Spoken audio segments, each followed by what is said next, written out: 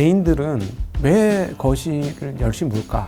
재밌어서 그래, 쉬워서 그래, 자기가 평소 알던 거니까. 근데 이제 기업 분석을 하거나 업종 분석을 하거나 섹터 분석을 하거나 이건 없던 뇌의 주름을 새로 넣는 거랑 마찬가지거든요. 리딩방이 승하는 이유가 바로 그거예요. 개인들이 귀찮아하기 때문에.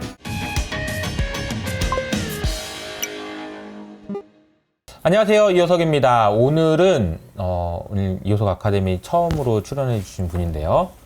증시각도기님, 안녕하세요. 네, 안녕하십니까. 네. 불러주셔서 감사합니다. 네. 본인 소개 한번 간단하게만. 네, 안녕하세요. 저는 신한투자증권 강북센터의 지점장 역할을 맡고 있기도 하지만 그거보다 이런 유튜브에서는 증시각도기 TV의 각도기로 더 유명한 곽상준이라고 합니다. 네. 근데 궁금한 게 있는데 증시 각도기가 뭡니까? 근데 증시의 각을 재는 건가요? 각을 재는데 제가 곽씨잖아요. 그래서 이 라임이 맞다고 3프로에 있는 정영진 씨가 지어준 이름이에요. 그렇군요. 예, 근데 제가 들고 나왔어요. 들고 나왔구나. 네. 3프로를 나오면서 제가 들고 나왔습니다. 그러면서 문자 하나로 정영진 씨에게 이 이름 제가 쓰겠다고 감사합니다 이러고 했는데 사실은 아직 빚이 있어요. 그래서 우리 나중에 정영진 씨한테 맛있는 밥도 대접해야 되고 그 나온 이후로 지금 2020년 8월에 못 뵀는데 언제든지 호출하면 제가 맛있는 것도 사드리고 원하면 선물도 드리고 그럴 용의가 있습니다. 갑자기 정프로님한테 지금 영상 편지를 쓰고 계시는. 그러고 보니까 항상 고맙게 생각하고 있습니다. 그러고 보니까 생각해 보니까 그때 이제 3프로 TV에서 정말 엄청난 열풍이었잖아요, 각도기님 정말. 그렇죠. 단일 그게 많이 볼 때는 한 8만 명까지 봤었어요. 그때는 구독자가 한 60만 안 됐을 때. 그랬는데도 아침 시간에 8만 명.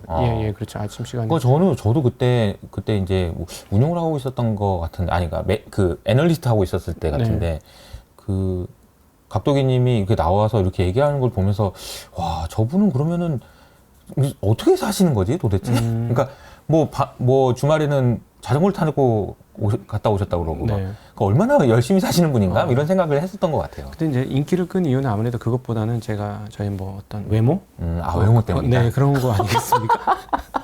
역시 이런 거 아니었나? 훈남이시인데 그렇다고 뭐 8만 명이 몰려들 정도로는 아니잖아요. 사실은 상상을 해주신 거죠. 제가 머리가 친구가 머리가 있었다면 정말 괜찮은 애였을 것이다 하는 뭐 이런 안타까움. 그러니까 그때는 되게 웃기기도 많이 웃기셨던 것 같아요. 거기서 나온 동정표가 아니었나. 사실은 뭐 어렸을 때는 좀 괜찮았어요. 어렸을 때는 뭐 그렇다고 제가 연애 생활을 많이 하지는 않았는데 의외로 제가 끼는 있었지만 순진한 과라서 연애를 많이 못했고 그다음에 저희 아버지가 일찌감치 사업하다 쫄딱 망해가지고 주머니에 돈이 있었던 적이 없어. 학창 시절에.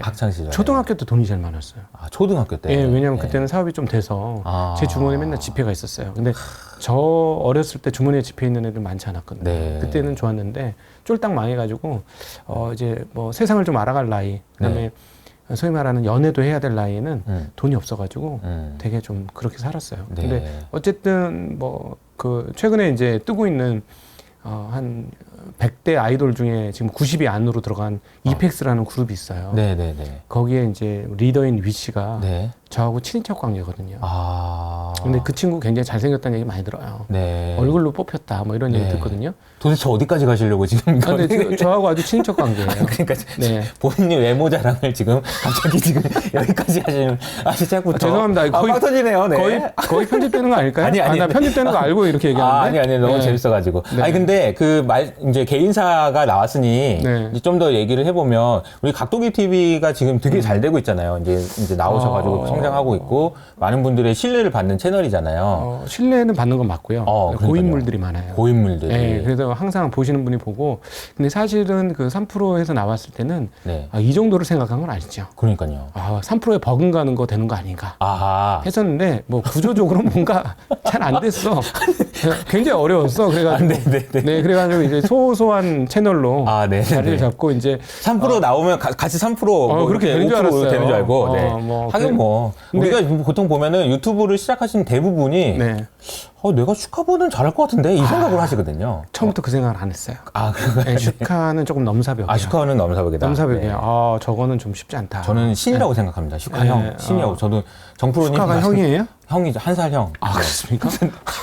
왜요? 왜? 고생 많이 하셨구나. 아니, 왜 갑자기? 이효석 팀장님 네. 고생 많이 하셨네. 슈카님은 그게 조명이 너무 세가지고 그런 거예요. 아무튼 그렇습니다. 딴 얘기가 많은데, 그 개인사가 나왔으니 그냥 좀 더 여쭤보면, 그 지점장님은 어떻게 투자를 하시게 됐는지 좀 궁금해요. 그러니까 주식시장에 굉장히 오랫동안 계셨고, 투자 오래 하셨는데, 네. 어떻게 하시게 됐는지. 뭐 월급으로는 생활을 할 수가 없으니까 투자를 해야 되겠다는 생각을 한 거죠. 그리고 저희 아버지가 이제 사업하다 쫄딱 망했는데 그 당시로는 좀 큰 부도를 맞으셨어요. 네. 대충 수십억짜리니까 86년도, 1986년도. 그래서 그러니까 어떤 식으로든지 뭔가 전세 역전을 하고 싶다. 아버지에서 무너진 꿈을 한번 세워보고 싶다. 근데 이게 월급쟁이로는 도저히 불가능한 거예요. 물론 이제 저희 아버지한테 유산을 안 받았기 때문에 제가 그 20억 빚이 저한테 넘어오진 않았어요. 다행히. 그런데 어쨌든 이걸 어떻게 하면 회복시킬까 했는데 저는 이 투자업이 너무 매력적인 거예요. 그때 뭐 신금투에 다니고 계셨던 건가요? 2000년부터 다녔어요. 근데 제가 사실은 그 경제학이나 경영학과 출신이 아니었기 때문에 원래 증권회사에 저를 안 받아줬어요. 그래가지고 오늘 이효석 채널 나와서 별 얘기를 다 하네. 그래가지고 잘생겼다고 하셔가지고. 제가 직접 증권사를 돌아다녔어요. 나 이거 진짜 잘할 수 있으니까 나 좀 뽑아달라고.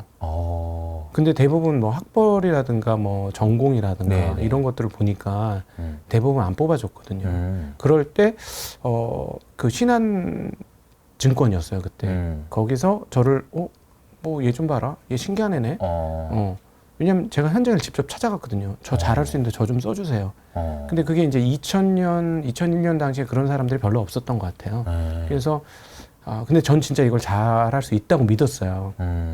그리고 어렸을 때 이거와 관련된 훈련을 엄청나게 받았거든요, 제가. 그래요. 투자와 관련된. 부루마블이라고 아세요? 알죠. 부루마블을 오래 하면 그 종이가 까집니다. 그 종이가 다 벗겨져요. 저는 그걸 몇 번 해봤어요. 아니 그러니까 무슨 훈련 받았다고 해서 딴 얘기 할 줄 알았는데 부루마블을 열심히 부루마블이 일종의 이게 원래 모노폴리에서 나온 거잖아요. 게임이. 이게 일종의 투자예요. 어떻게 투자할 건가를 결정하는 건데 저는 그 부루마블 하면서 나 이게 너무 재밌고 아니 오죽했으면 방학 3개를 통째로 부루마블에 갈아 넣겠어요. 제가 아무것도 안 하고 부루마블만 했어. 아침에 모여 친구 또 몇 명 있었어요. 걔들은 지금 어떻게 지내는지 진짜 궁금하다. 걔들이 투자했으면 잘했을 텐데. 한 방학 3개를 아침부터 저녁까지 다 이제 그 집안들은 거의 다 외웠겠네 그러면 그냥 뭐 어디에 그럼요. 지금도 더 어디에 뭐가 위치해 있는지는 다 알죠. 뭐 런던이 얼마고 런던 호텔이 얼마고 빌딩이 런던 80만 얼마고. 원. 뭐 이런데 하여튼 그걸 많이 하면서 이거 진짜 재밌고 매력적이다라고 생각했고 저는 이제 어려서 어떤 상상을 많이 했냐면 이제 아버지가 쫄딱 망하고 나니까 뭔가를 하고 싶은데 할 수 있는 게 아무것도 없는 거예요. 저가 그리고 또 외국어를 많이 하는 학교에서 나왔는데 제 주변의 애들은 전부 해외 연수를 갔어요. 외국어를 많이 하는 학교니까. 근데 전 돈이 없어서 갈 수가 없는 거예요. 그것도 너무 서러웠고 그래서 속으로 생각할 때 나 누가 날 후원해주면 내가 진짜 잘할 수 있는데 아무도 후원해주는 사람이 없네. 그러면 이제 뭐 어쩔 수 없이 나를 스스로 세우는 수밖에 없다라고 생각하고 거기서 최고의 방법은 무엇일까? 그래서 리미트가 없는 방법이 무엇인가? 근데 이게 투자더라고요. 위가 막혀 있지 않은. 그렇죠. 위가 뚫려 있죠. 그러니까 제가 재능만 있다면 무한정까지 해볼 수 있는 게 이 업이더라. 라는 걸 그 어린 시절에 그걸 알았던 거예요. 그래서 나 이거를 해야 되겠다. 그래가지고 근데 이제 제가 IMF 때 졸업을 했거든요. 98년도. 그래서 취업이 안 되더라고요. 어려워. 그래서 이상한데 그런 줄 알고 투자 회사인 줄 알고 취업했다가 이상한데 취업해가지고 돈도 날려보고 시간도 날려보고 뭐 그랬던 적도 있고. 그래서 결국은 이제 증권사 들어왔고 그때 저는 처음부터 제가 되게 잘할 줄 알았어요. 난 자기 애가 좀 강하신 편이에요. 그럼요. 제가 투자에 탁월한 재능이 있다. 탁월한 재능이 있는데 거의 10년간 진짜 저 자신에 대한 정말 뭐랄까 회의의 기간이었다. 음. 뭐 이렇게. 난 이거밖에 안 되는 존재구나. 난 이상하다. 내가 알고 있는 내가 이게 아닌데. 그래서 계속 정말 나를 부정하는 시간이 한 10년? 그러니까 왜냐면 제대로 못했으니까. 그런데 이제 그 저건 있었어요. 머릿속으로 이성적인 판단이 돌아가니까. 우리나라의 그 당시에 2002년부터 2007년도 랠리 뽑을 때 그 뽑기 전에 개별주들의 가격이 정말 말도 안 되는 가격이었거든요. 그 뭐 롯데제과, 뭐 롯데칠성, 그 다음에 뭐 오뚜기 이런 음식료부터 해서 수많은 기업들이 1년에 번 돈에 몇 배도 안 되는 가격의 주가가 거래가 됐어요. 심지어는 2배, 3배? 이런 데도 있었어요. 1년 번 돈에. PER로 따지면 뭐 2~3배. 그렇죠. 1년 번 돈에 2~3배밖에 안 돼. 이거는 말이 안 되지 않느냐. 그렇죠. 이건 정말 말도 안 된다. 그래서 이런 것도 들고 있으면 되잖아요. 이런 거면 되죠. 근데 저는 그 당시에 뭐를 했냐면 제가 이제 브로커리지니까 수수료 수익도 많이 내야 되고 돈도 많이 벌어야 되니까 회전이 빠른 놈들로 간 거예요. 아하. 코스닥. 네. 코스닥이 거래가 엄청나게 활발했거든요. 네. 망했죠. 아. 남은 게 하나도 없었어. 아하. 그 제가 찍었던 주식들은 5배에서 10배 안 오른 게 없었어요. 이거 사서 들고 있으면 된다. 그렇죠. 했던 것들. 이거 뭐 이런 것만 들고 있으면 돼. 이거 뻔하잖아요. 막 이랬더니 네네. 싼데 뭐. 뻔한 주식은 그때 랠리 갔죠. 그때 이제 부자가 되신 분들이 지금 VIP의 최준철, 김남국 대표 이런 분들이죠. 왜냐하면 가치 투자 하면서 그때 가치 투자 전성 시대였으니까. 그렇죠. 그 주식들이 5배, 10배 뭐 더 이상도 갔었으니까. 네. 그때 투자하신 분들은 진짜 한 자리 잡았죠. 근데 그 기간을 그렇게 허송세월을 하면서 보내고 나서 진짜 이건 아니다 해서 반성을 시작했고 네. 그 이후로도 반성의 기간이 굉장히 길었습니다. 그러고 나서 제가 이제 그 미국의 버핏은 시골에 살죠. 오마하가 사실 시골이잖아요. 그렇죠. 갔다 와 보셨죠? 작년에 네 갔다 시골 왔는데 맞죠? 완전 시골이죠. 완전 시골이죠. 네네. 그래서 저도 한국판 제가 버핏이 되겠다고 양평에 갔어요. 네. 2012년에. 2012년에. 11년에. 2012년에. 네. 가면서 뭐라고 속으로 생각하면 2020년 안에 나는 이제 여기를 오마하로 만들고 네. 한국판 오마하로 만들고 나는 양평의 최고 그 큰 개미 투자자가 되어서 네네. 그냥 난 혼자 안빈낙도의 삶을 살겠다. 이러고 갔어요. 재밌어 인생이. 난 너무 재밌어. 이러고 갔는데 14년까지 슈퍼백 개미가 될 확률이 거의 없는 거예요. 계속 장이 오르면 먹고 장이 떨어지면 깨지고 이런 거예요. 이게 네네. 반복인 거예요. 난 분명히 내가 잘한다고 생각했는데 그러니까 2014년에 이제 이게 방송용으로는 적당하지 않지만 유튜브니까 똥줄이 타기 시작합니다. 안 되겠다. 안 되겠다. 난 버핏이 돼야 되는데. 양평의 버핏이 아니 되는데. 근데 그때는 포기했어. 그때 포기했어. 안 돼. 이거 안 되구나. 이거 안 되는 거야. 네네, 거긴 안 되고. 이건 안 되는 거고. 그다음부터 이제 그 미친 듯이 공부하기 위해서 클럽을 만들기 시작했죠. 투자 클럽을. 근데 세상을 이렇게 돌아보니까 다 저 같은 애들이 많았던 거예요. 자기도 투자를 잘할 줄 알고 네네. 투자에 올인했는데 네네. 애매모호한 성적으로 될 듯 안 될 듯. 될 듯 안 될 듯 하던 친구들이 몇 명이 이제 모인 거예요. 야, 난 주식으로 정말 잘할 수 있을 것 같은데 잘 안 돼. 그래서 이제 우리 그러면 서로 힘을 합쳐서 열심히 공부를 하면서 한번 나가보자. 그래서 이제 탐방 같이 다니고, 그다음에 이제 대화방 열어서 밤새 뭐 무슨 주식에 대해서 서로 얘기하고, 이제 그런 일상적인 요즘 전업 투자자가 일반적으로 하는 그런 라이프가 14년부터 시작됐고, 그때부터 이제 그 실력이 굉장히 빠른 속도로 증가하기 시작했죠. 네, 그러고 나서 어느 정도 자리를 잡는 순간에 이제 유튜브라는 게 열렸는데, 이거 재밌겠네? 나 이거 할 수 있겠는데? 네. 그래서 이제 유튜브로 해서 갑자기 대중적으로 좀 알려지게 된 거. 물론 요즘은 잘 모르시겠습니다만, 제가 2020년에는 오히려 지금보다 더 유명했죠. 세상에서. 네. 오히려 그 채널을 크는 과정에 제가 있었으니까. 그렇죠. 네. 뭐 그렇게 해서, 그러면서 또 이게 유튜브의 강점은 뭐냐면 자기 공부하는데 도움이 되는 게 제일 큰 강점인 것 같아요. 자기 생각을 정리하고 하는 거. 그래서 제가 처음에 유튜브 했던 19년 시절하고 지금하고 비교해 보면 정말 큰 차이가 있는 것 같아요. 예. 주식 실력도 매년 조금씩 늘었지만 뭐 이렇게 그 시장을 보는 눈이라든가 설명해 주는 능력은 19년 대비 지금 엄청나게 늘었다. 그거는 분명히 맞는 것 같아요. 이렇게 말씀드리면 되게 재수없을 것 같은데 네. 원래 투자하는 사람은 자기를 되게 객관화해서 봐야 돼요. 네네. 저는 제가 재수없다는 것도 알아요.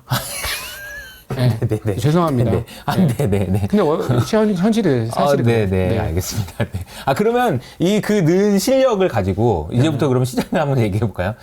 그러면, 굉장히 시장에 대해서 잘 설명할 수 있는 그런, 3년 동안 엄청 많은 실력을 키웠다는 가정하에, 그럼 좀 최근에 시장은 좀 어떻게 보시나요? 사실은 일반인들한테는 시장을 안 보시는 게 더 좋아요. 아, 지금? 네, 아니 뭐 시장 뭐 거시는 이미 끝났어.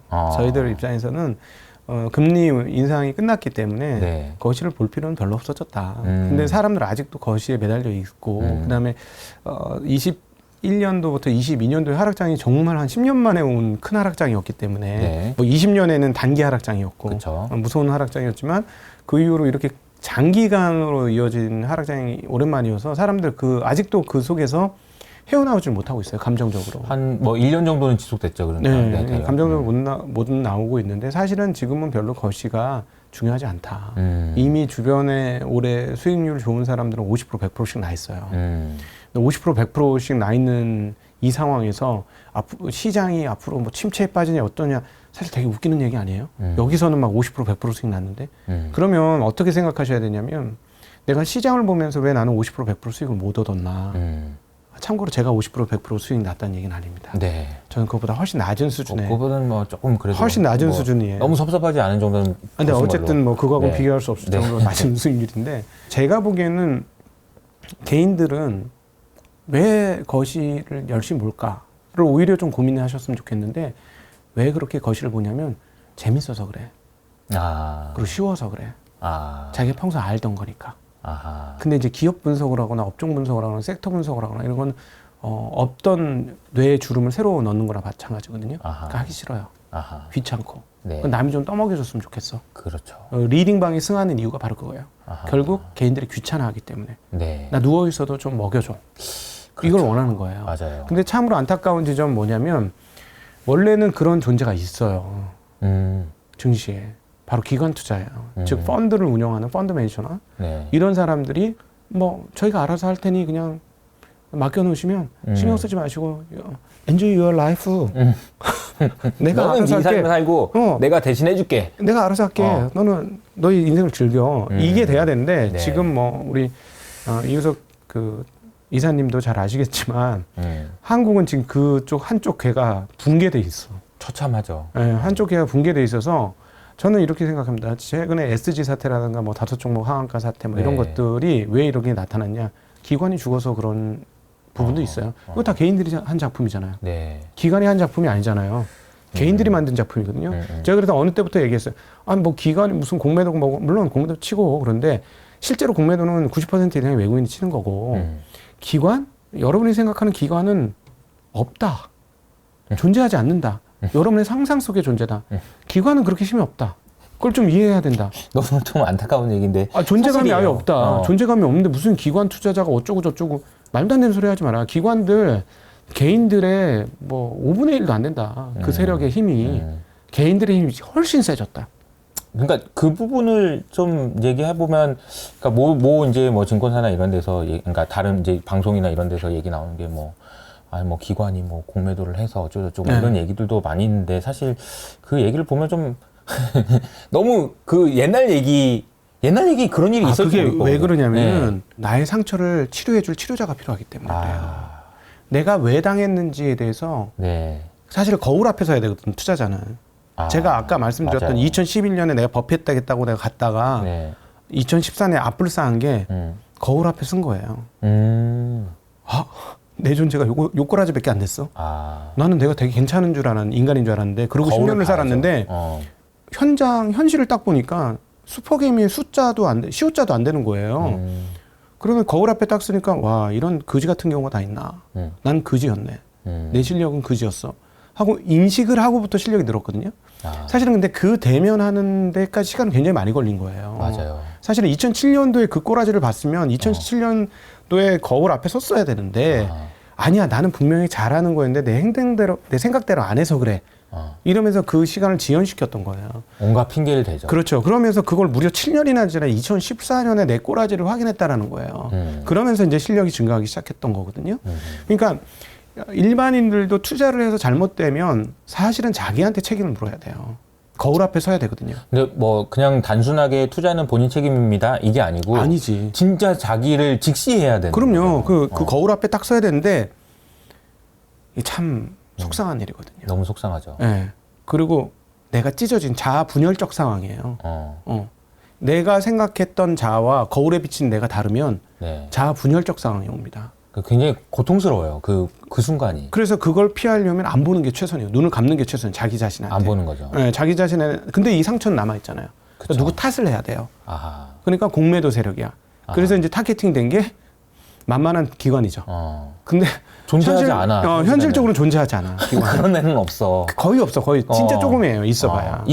없진 않죠. 근데 있죠. 그러니까 그 많은 개인 투자자들의 불만을 담기엔 너무 작아. 그럼요. 2,500조 시장에서 50조를 담당하고 있어. 그러면 3%짜리 애들이야. 그러니까요. 움직이지도 않아요. 옛날에 비하면. 그럼 캐퍼 3%짜리 애들이 그거 풀로 움직이는 것도 아니고 그 중에 또 일부밖에 못 하는 건데 그러면 그거는 사실은 세력이라고 할 수 없거든요.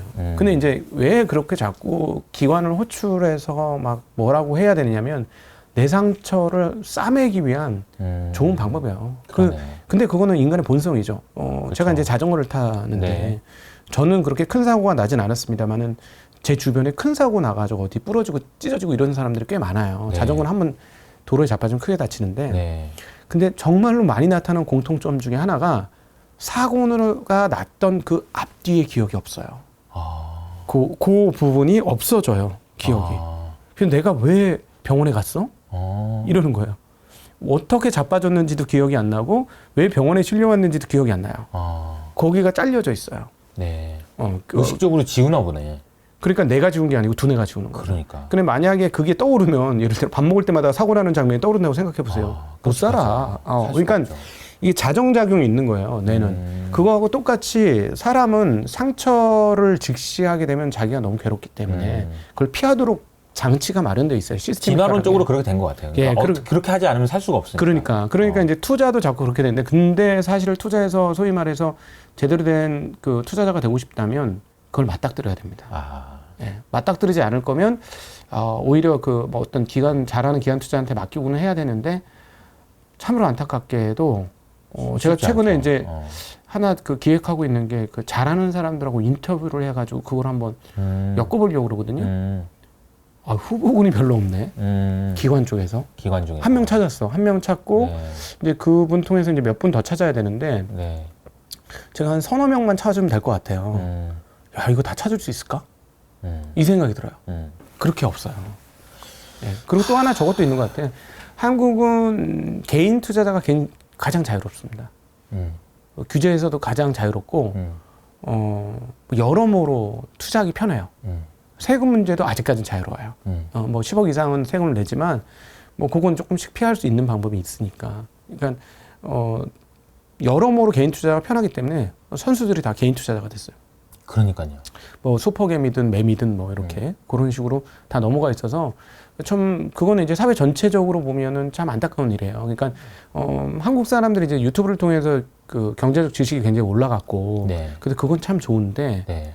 근데 자기의 일을 열심히 해야 된다는 측면에서 여기에다 에너지를 그렇게 많이 쏟아야 되는가 하는 데는 사실 전 좀 의문이 있거든요. 그런데 그렇게밖에 그 각자 도생의 길로 팽개쳐진 이유가 기관과 대리 투자자들의 부재예요. 제가 2020년에 애널리스트를 시작하고 한 2년 정도 하고 마지막에 이제 나올 때 이제 그 애널리스트를 그만두고 싶다라는 생각을 이제 했을 때가 말씀하셨던 대로 제가 한 2년 동안 그래도 열심히 하면서 만났던 내가 봤을 때는 저 사람은 정말 훌륭한 매니저다. 너 대단하다. 계속 만나서 얘기하고 싶다. 이런 친구들이 다 그만뒀어요. 그러니까 너무 그 마음이 허하더라고요. 이게 젊은 친구. 그 사람 개인 투자하죠. 지금 다 개인 투자하고 그죠? 있죠. 그죠? 네. 그러니까 그 친구들이 나가는 과정이 저한테는 개인적으로는 좀 약간 너무 안타깝다. 근데 그 안타깝다는 것도 있지만 잘 되고 있거든요. 너무 잘 되고 있어요, 다.